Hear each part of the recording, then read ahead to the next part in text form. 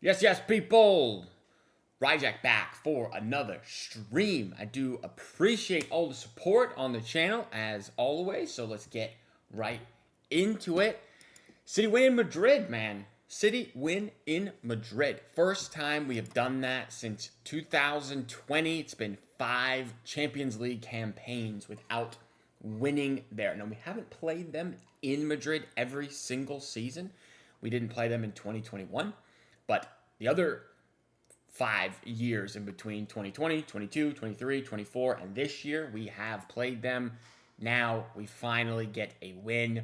We've had some good performances for sure, but this one, first one, we actually get a W.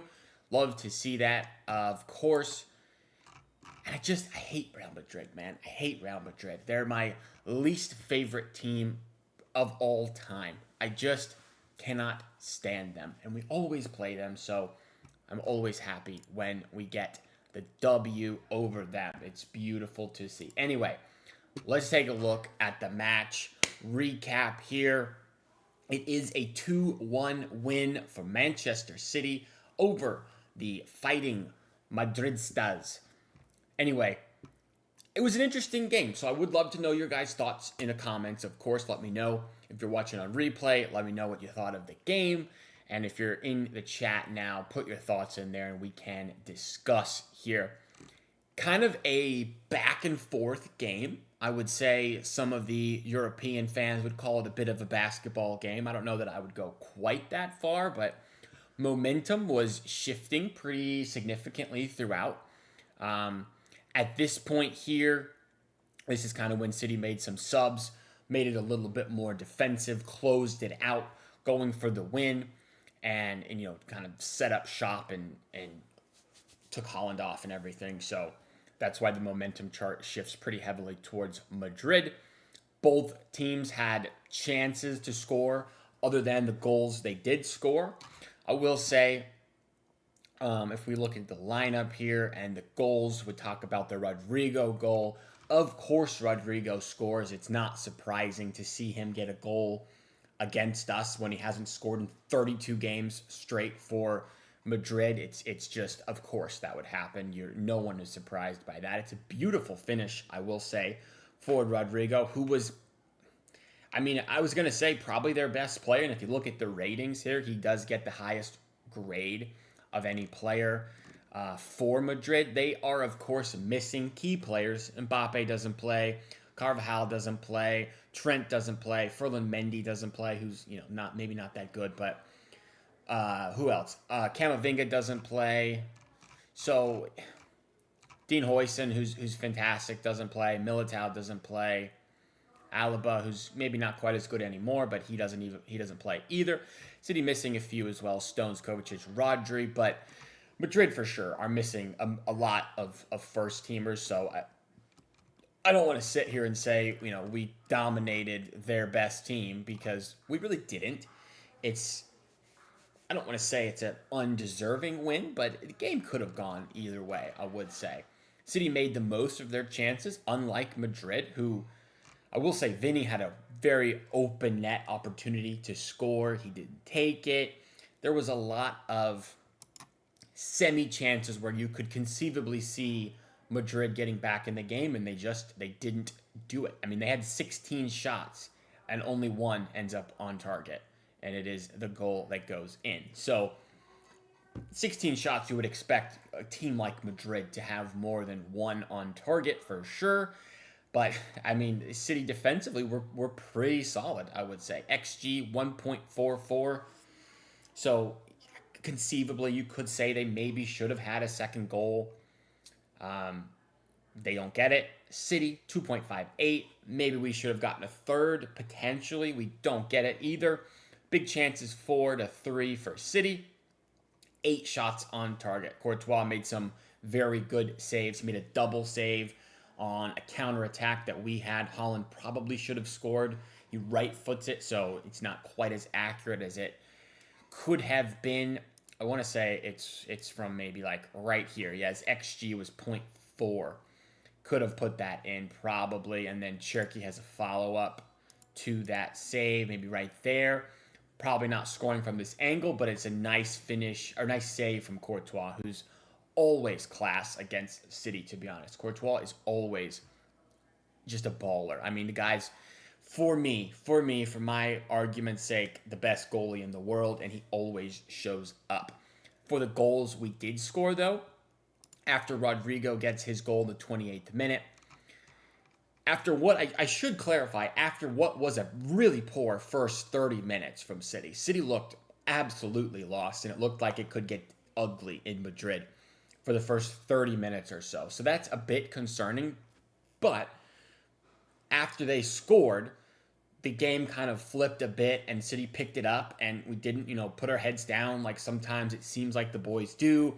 We didn't get to the point where one goal turns into two, and we can't step in front. We keep falling over ourselves and creating these mental errors. That didn't happen. We actually scored two, basically quick fire, rapid succession, 2 goals in 8 minutes to take the lead in halftime. In a half where we were the worst side, I would say, not by a ton. We weren't awful, but we definitely were not. I hate to say deserving. Deserving is a weird word, but on the whole, I don't think we deserved to be in at halftime 2-1 up, probably. But Nico O'Reilly gets a goal on a corner. Yasko heads it down. Courtois maybe a bit poor to just kind of push it right back into Nico O'Reilly's area, who gets the goal. Maybe he should have done a little bit better there. Hard to tell. I mean, the corner from Yasko's one of our only threats on corners. If you've watched any games, we don't really score from corners unless it's Yasko. So it's a good attempt from Yasko, and Courtois just pushes it out. Nico O'Reilly taps it home. We're right back in at 1-1. And then there's just some really sloppy, lazy defending from Antonio Rudiger to foul Haaland in the box. And when I watched it, I was thinking, that's a pen. When I saw the replay, I think, what is he doing? That's certainly a pen. So I was happy to see that given.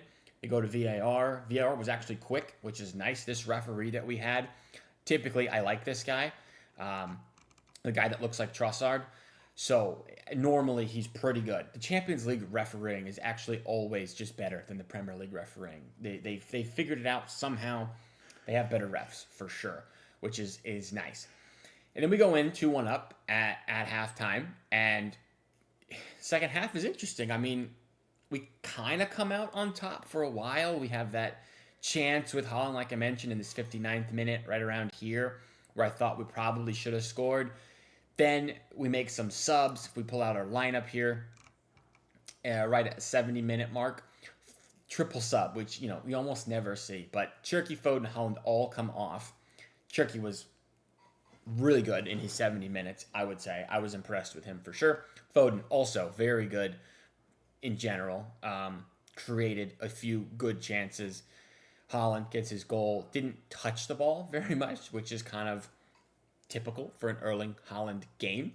But he does what he does, scores his penalty, and he gets subbed off. The subs were a little bit interesting. I would probably not have done those specific subs at that time, but Pep goes and brings on Savinho, which I know people were super upset about. Marmoush comes on for Haaland, and Reinders comes on for Foden. I would say Reinders and Marmoush didn't really have a whole lot to do in the 20 minutes they were on. Savinho, however, I do think I would like to shout out Savinho. He did a solid job. He didn't, pull up any trees, and I'm not going to sit here and glaze and say Savinho is back, but he wasn't the worst player on the pitch, that's for sure, which has happened on a few occasions when he comes on and you're just like, this guy doesn't belong. So credit to Savinho when credit is due, and I thought he was solid for the 20 minutes, 25 minutes he was on the pitch today, and that's good to see because Pep clearly trusts Savinho and is going to play him based on the comments he's made over the last couple of weeks. He said he's going to play a lot of minutes, and I know people are down on him and people don't like him and people think he sucks, but he's going to play. He's going to play. Other notable players, I would say Bernardo wasn't great. I don't know that he was particularly great. Mark's in the chat. Mark says, yo, what's going on, Mark? How are you doing? welcome to the stream. Let me know your thoughts, of course, what's going on, how you feel about the game, and we can discuss a bit.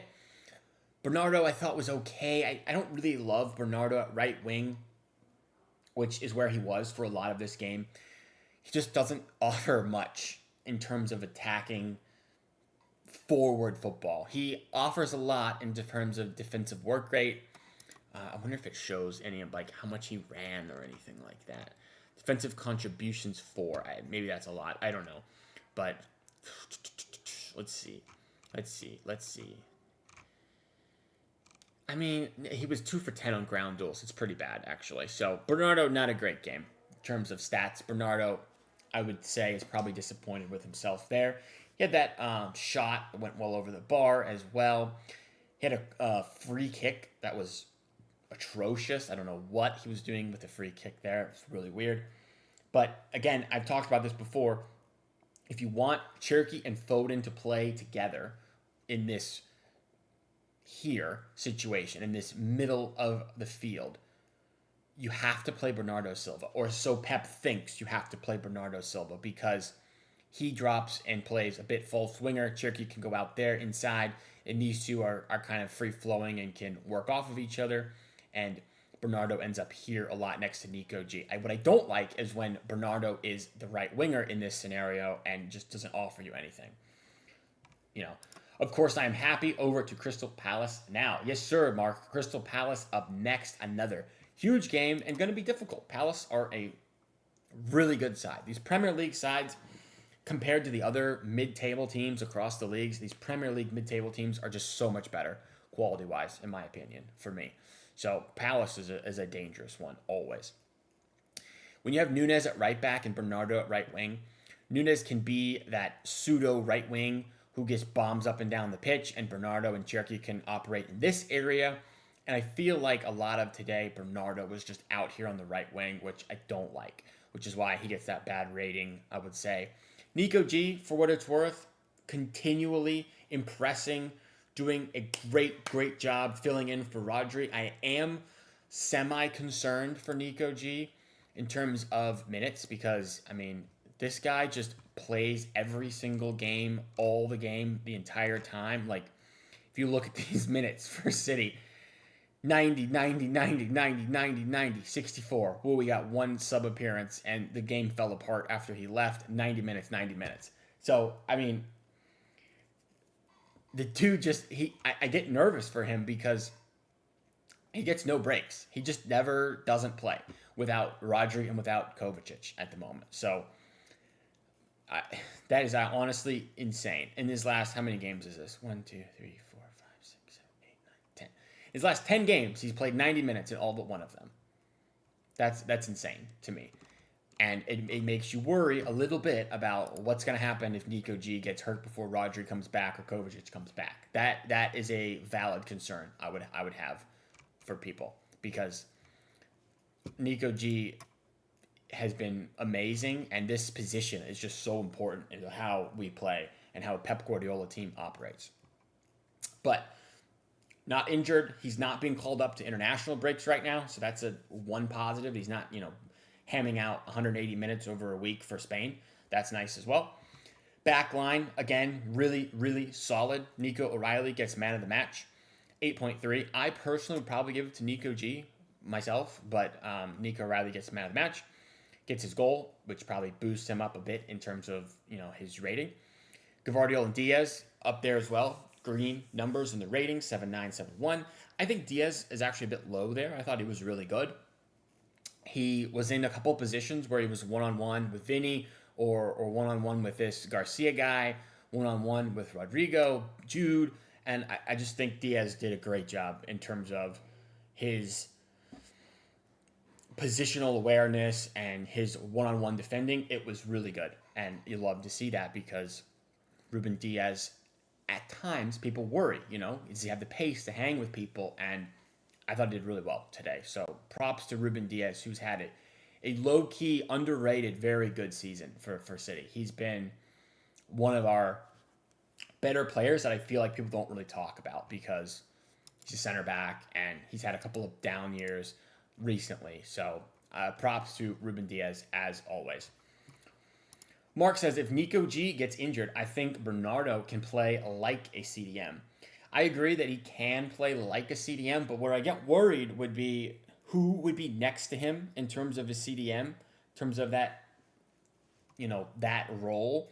If there's no Nico G, there's no Rodri, there's no Kovacic, you may be thinking something like Bernardo and O'Reilly double pivot, which O'Reilly's been so good at left back. I don't want to move him from there. Maybe Nori comes in as a midfielder because we've seen him do that a bit. I guess you could do Rico Lewis Bernardo, but that is physically not the best midfield duo. I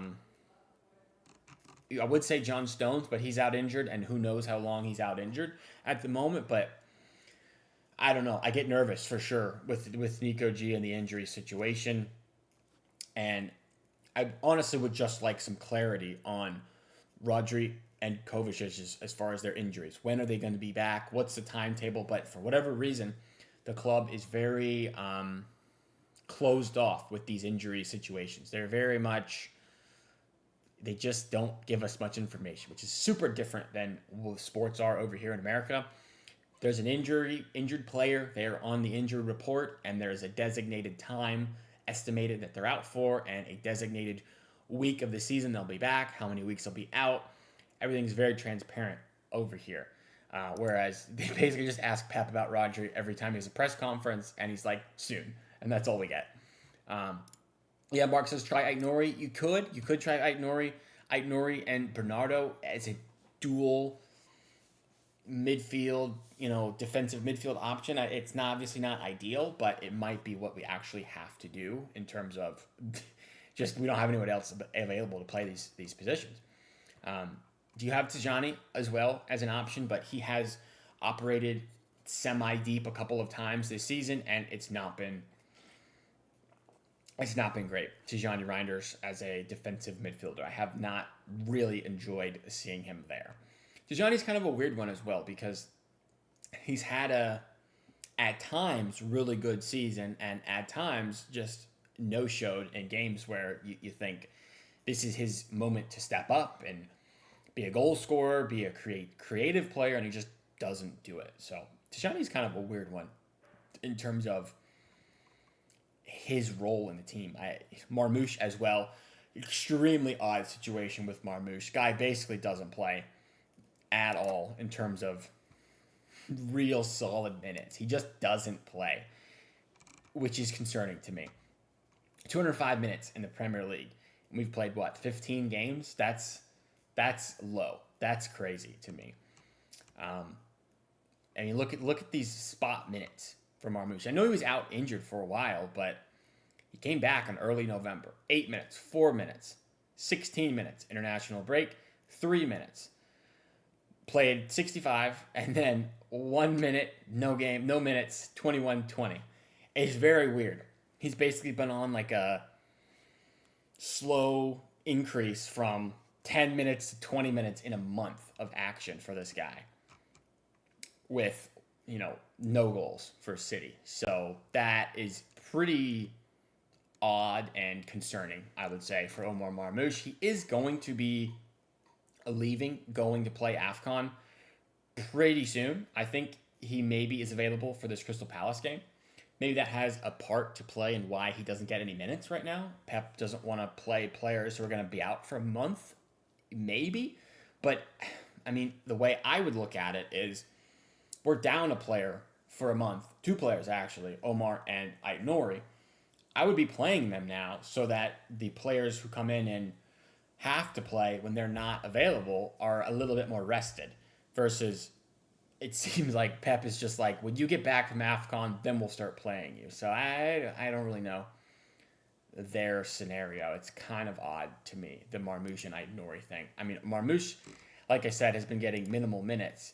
Aït-Nouri is getting even less minutes, I would argue. I would bet. 204 minutes in the Premier League and hasn't played in the last 4 games. Hasn't played since this Bayer Leverkusen game where he played 45 minutes and got hooked at halftime. It's just so odd with these guys. especially in the Club World Cup when he was actually really good.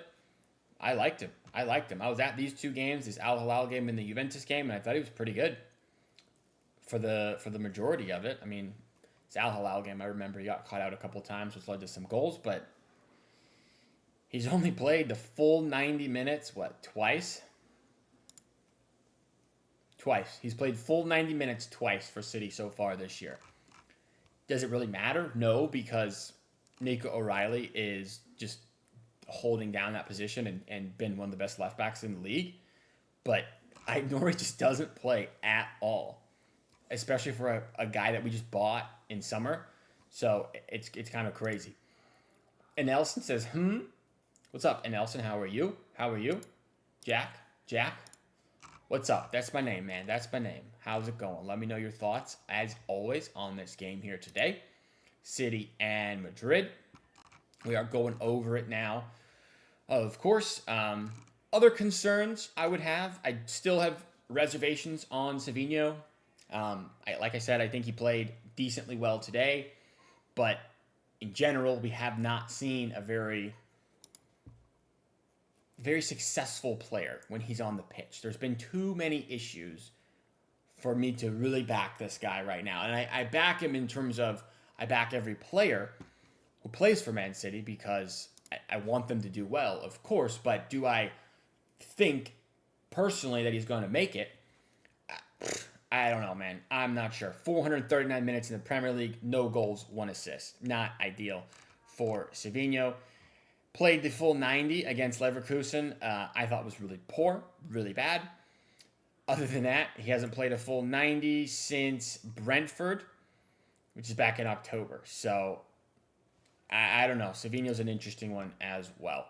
And Nelson says, bro, we cooked Real Madrid. I don't know that I would say we cooked them, but it was a awesome win. I'm extremely excited by the win. Cooked is maybe a tad strong for what I think, but I'm very happy with the game today for sure.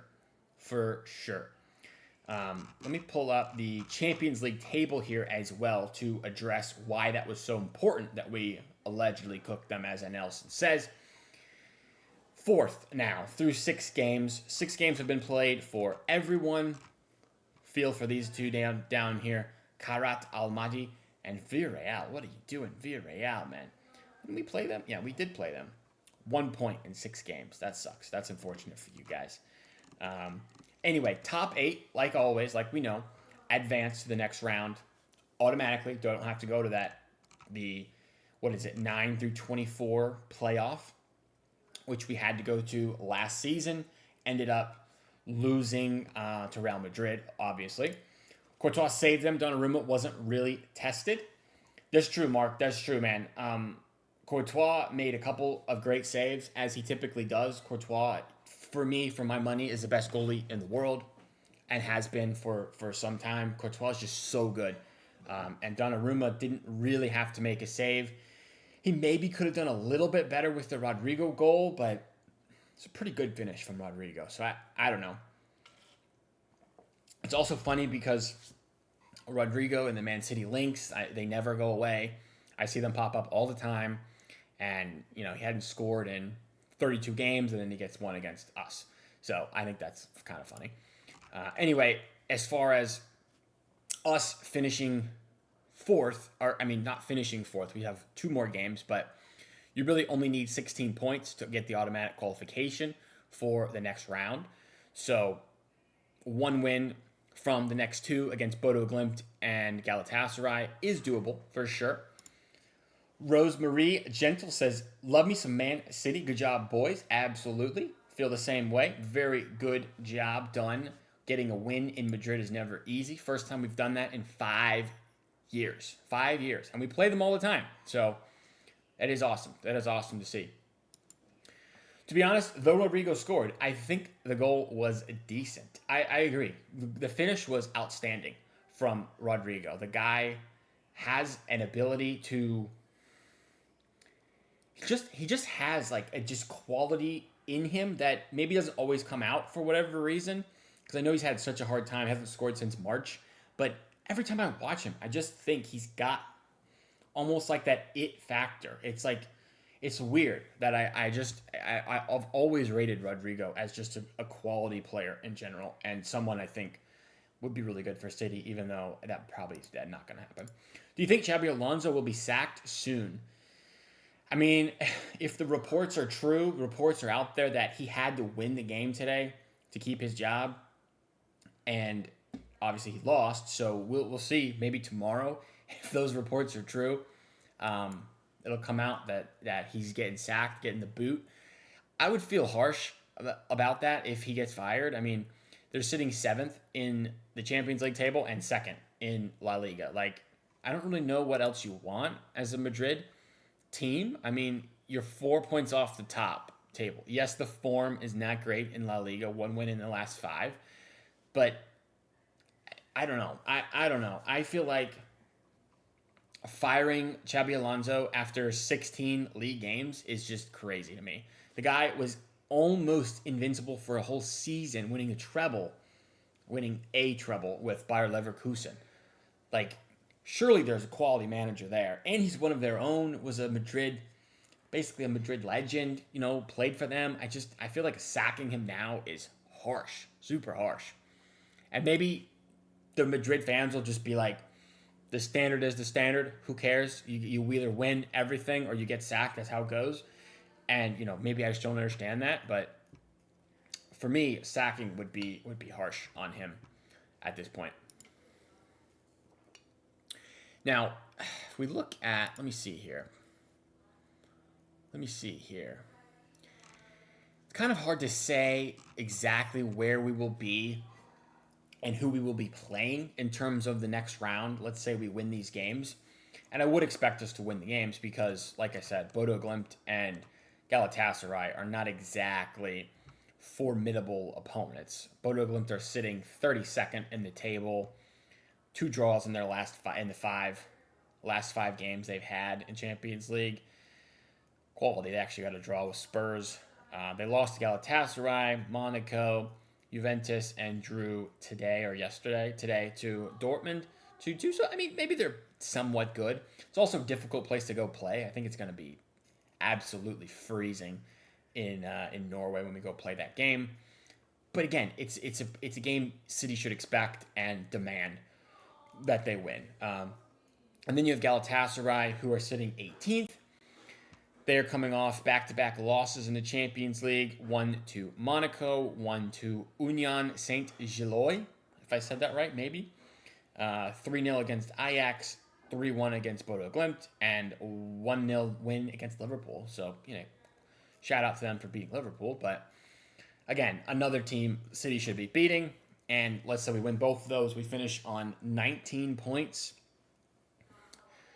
I mean, 19 points would put us right in this area, probably like top 4, secured top 4 in terms of seeding. And I don't really know how it works because there's just so many players. It's kind of hard to predict who we would actually get. But, I mean, it might be a team like PSV, Leverkusen, Monaco, Galatasaray, like in this range here. I guess it could be. But also, I guess because 8 of these guys come off, because it's a round of 16. So actually, it could be a bit of a better team now that I think about it. You got Dortmund, Spurs, Newcastle, Chelsea. Like, it could be one of these boys. Anybody from maybe 10 to 14 is who we would play, I guess. I don't know. And maybe you can't play Spurs or Newcastle or Chelsea, so it's like Dortmund or Sporting or Barca. Barca would be unfortunate to get in the round of 16. That would suck. Shem the Grace Hopper says that ref let them kick lumps out of Doku with impunity. I'm surprised he didn't go off on a stretcher when he was subbed. Made the win more satisfying, though. And that's just how Madrid kind of are. The game against them is always extremely physical in a way. And there were a lot of cards, to be fair. I feel like, at least it felt like there was a lot of cards and a lot of physical fouls, for sure. So, Doku was on the ground quite a bit in the game. Let's see, how many cards were there? 1, 2, 3, 4, 5, 6. Pep got one. That's 7. 7 yellow cards on the day. I mean, that's basically one every 10 minutes, every 11 minutes or so. It's kind of a lot. But I feel, yes, I agree. Doku was fouled quite a bit. And a lot of times, I felt like there was a foul and they were not giving him any credit or anything like that. So it's kind of unfortunate. But a win is a win. You get the 3 points. Kind of erases that Leverkusen semi-disaster of changing, with 10 new players for that game and just getting dominated. Somewhat erases that in terms of getting automatic qualification, which is all I really care about. Now, going forward, what's our schedule looking like here? Our next match is on, I believe that's Saturday. Saturday at 9 a.m. for me against Palace. Palace, like I said, are extremely good. Palace are one of the more underrated sides, I would say, probably in the world. I really think Palace are good. And I really rate their manager as well, Glasner. 7 wins from 15 in the Premier League. In good form, won 3 of the last 4. It's going to be difficult, without a doubt. It's going to be a difficult one. Let me see their fixtures. Because they're in the Conference League, actually, and they play tomorrow. That's kind of brutal for them. That is kind of brutal for them, to be honest, because they'll go... So their game is actually on Sunday. They go Thursday, Sunday. That kind of sucks for Palace that they have to play that quickly on the turn. They're probably not quite used to that, so that could be to our advantage as well. Now the game is at Selhurst, and I think we've actually had a pretty good record there, to be honest. 9 wins out of the last, 14 games at Selhurst. So I'm pretty happy with that. I still don't get how Foden was booked before 40 minutes. Yeah, Foden booking I felt like was really early and was unnecessary. I agree with that one, Mark, for sure. That was kind of soft. Felt soft based on the physicalness of the game and how many tackles were going in and whatnot. Felt unnecessary for me. Felt a bit unnecessary. Now, let me see if I can pull up the post-game comments from Pep here and see if anything of note was said, because I think he said some actually funny... He actually made a funny comment. He said we didn't play well, even though we won. I think that's hilarious. He always kind of does that. Let's see. They are loading for me here. All right, here we go. Got them pulled up on Twitter, on the old Twitter machine. Hilarious. Guti said they would beat us 5-0, so, almost had that one there. Holland said the game is a bit chaotic. We can't really control it, which is difficult. It's difficult to come here, and in the end, we're super happy. That's kind of how I feel. I would give Holland a kind of a retweet there. I agree. This is a place you want to play. Look at this. It's incredible, and these are the games you want to play. And with this new format in the UCL, you get to play more games, which is nice. I like it. Whatever. That's basically a nothing comment. They expected Mbappe to play. When he doesn't play, you're not happy because you want to play against the best. Whatever.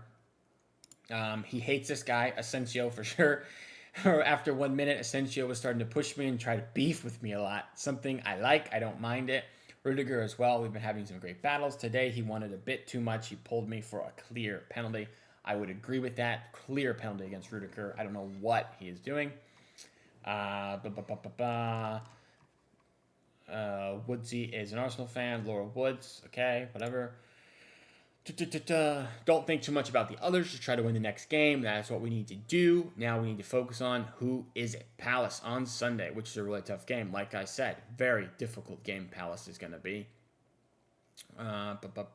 Recover, etc. Kind of basic. Yes, Nico O'Reilly is the best English left back. I would back that for sure. He should be starting for the World Cup for them. And congratulations, Nico O'Reilly. Probably going to make the squad as well, which is awesome for him. Guy who's not even a left back, really. This is a funny one for me. Pep on the performance against Madrid. Well, it could be better, of course. Winning is so difficult. 4, 5, 6 players playing in their first game. Maybe we're not completely ready to be playing in these stages, but it's a process with a lot of new players.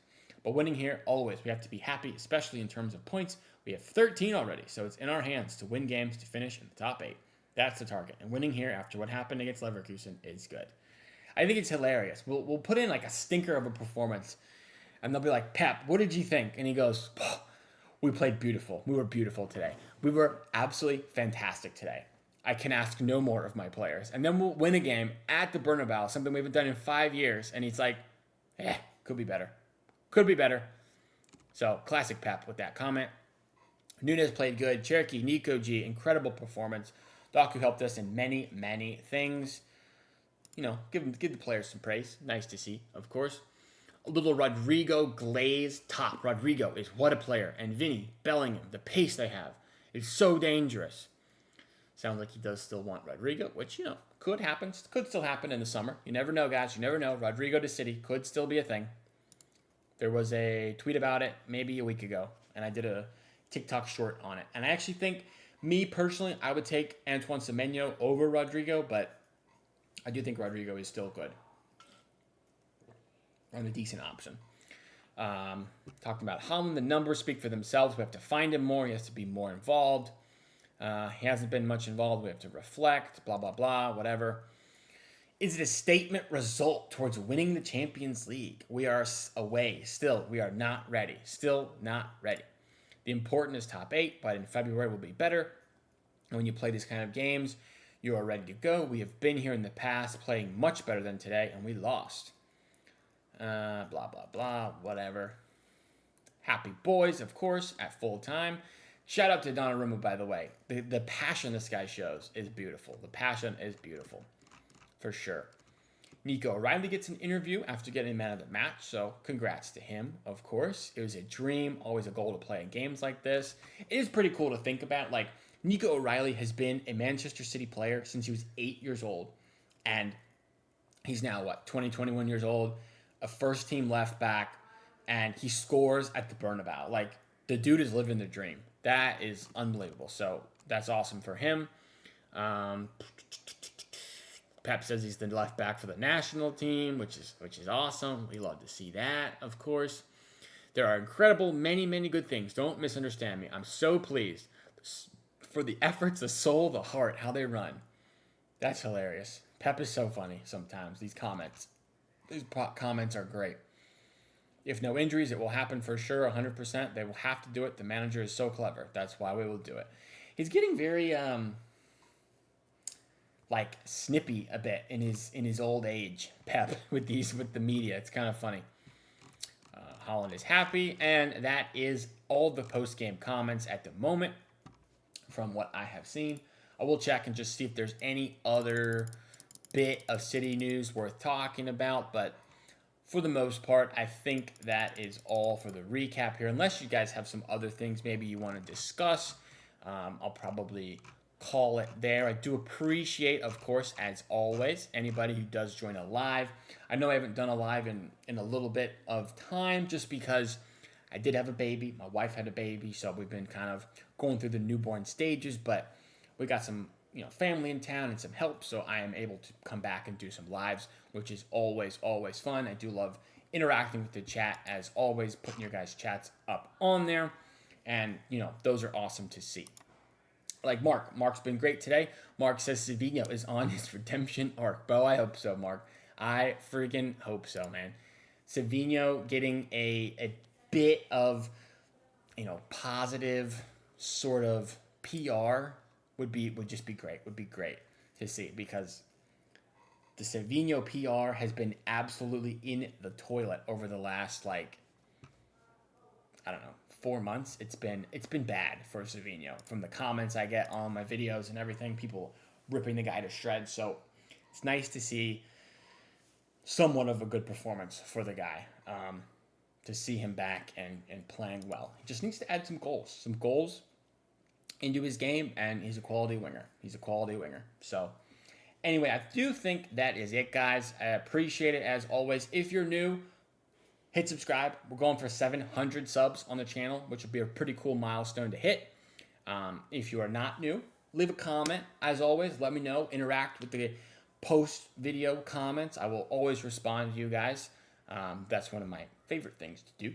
So let me know your thoughts in the comment section. Subscribe if you're new, like I said. Anyway, thank you guys for watching and hanging out. I will be back probably tomorrow with